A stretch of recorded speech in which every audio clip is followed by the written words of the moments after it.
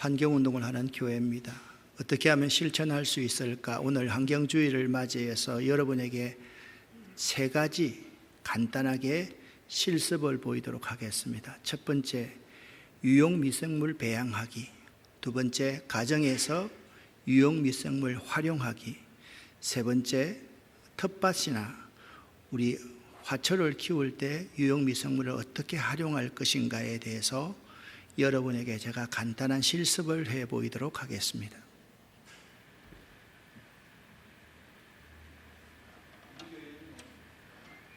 미생물 원액을 배양하는 교회입니다. 미생물 원액을 배양하는 교회는 없고요.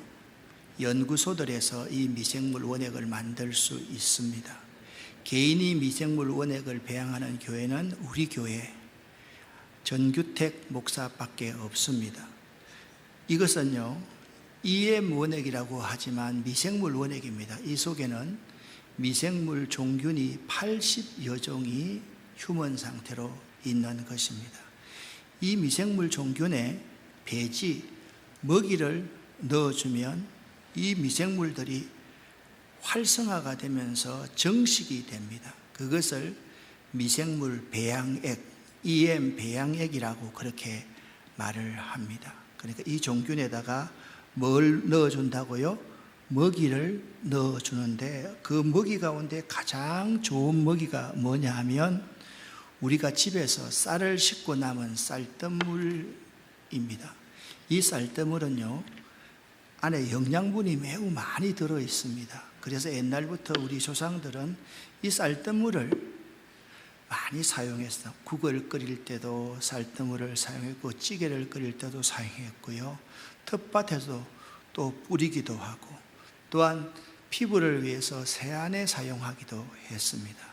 자, 이 쌀뜨물이라는 이 먹이에 이제 종균을 넣어주면요, 이 쌀뜨물을 먹이로 해서 이 종균이 엄청나게 정식하게 됩니다. 그러면 이 쌀뜨물 배양, 미생물을 어떻게 배양하는지를 여러분과 제가 함께 생각해 보도록 하겠습니다.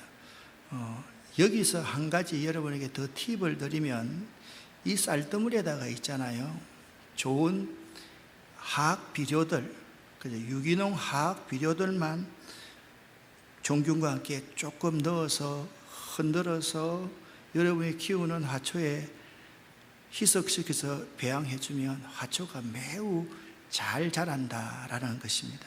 자, 이 병이 2리터 병입니다. 그러니까 2000ml의 병이라고 생각하고 여기다가 설탕을 100분의 1 넣어줍니다. 그러니까 20을 넣어주겠습니다. 그러니까 여러분 보시면 이렇게 담아서 한 번,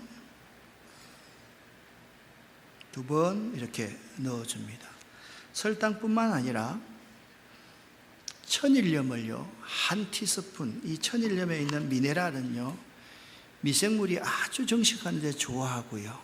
또 이 천일염 이 자체는 여기 안에 미생물들이 변질되는 것을 막아주는 그러한 역할을 합니다. 천일염을 한 티스푼을 이렇게 넣겠습니다. 그리고 이렇게 흔들어 주고서 남은 집게가 있으면 이 1리터 미생물 종균인데요, 1리터 미생물 종균을 20cc 두 뚜껑을 넣어주면 됩니다. 한 뚜껑, 두 뚜껑 넣어서요,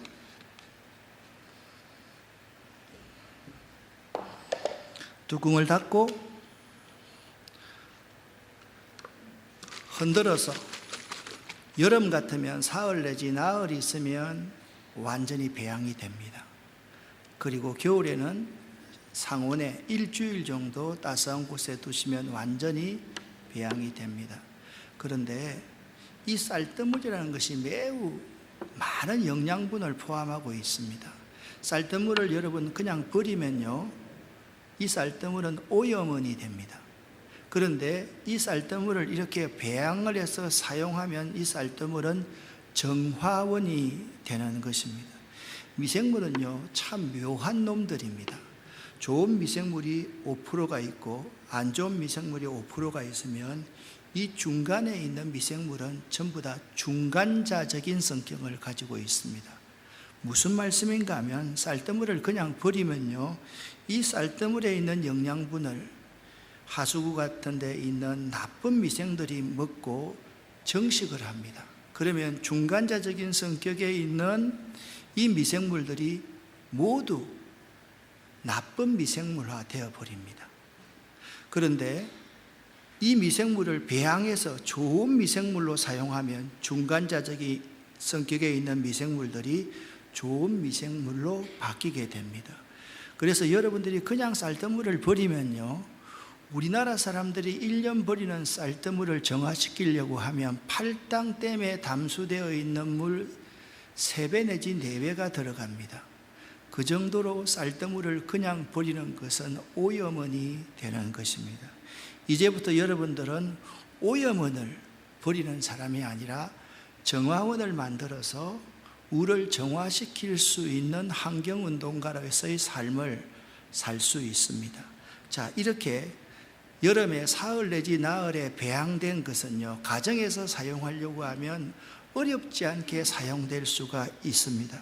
이 스프레이에다가 이 미생물 배양액을 넣어주는데 소독을 하려고 하면 1:5 내지 10, 일반적으로 사용하려고 하면 1:50에서 1:100, 그리고 농업에 사용하고, 그리고 여러분이 키우는 화초에 사용하려면 1:100에서 300으로 희석시켜서 사용하시면 되겠습니다. 도마에 소독을 하고 싶다, 1:5 내지 10을 섞어서 도마에 충분히 뿌려주면 도마가 소독됩니다. 여러분, 침대에 시트에 알고 보면 거기에 안 좋은 미생물들이 엄청나게 살고 있습니다. 침대 시트에다가 1:50 정도나 좀 더 강하게 하려면 1:5 내지 10으로 이렇게 스프레이로 침대 시트를 충분히 뿌려주고 햇볕에 30분 정도 내지 1시간만 말리면 뽀송뽀송하다라는 느낌이 들 수 있습니다. 그리고 생활 중에 또 여러분 이 화초에다가 이렇게 뿌려주면 꽃이 오래가고 화초가 잘 살 수 있습니다. 그리고 혹시나 이 화초를 잘 키우고 싶은 분이나 농업에 이 미생물을 활용하고 싶으면 우리 교회에서는 이 쌀겨를 가지고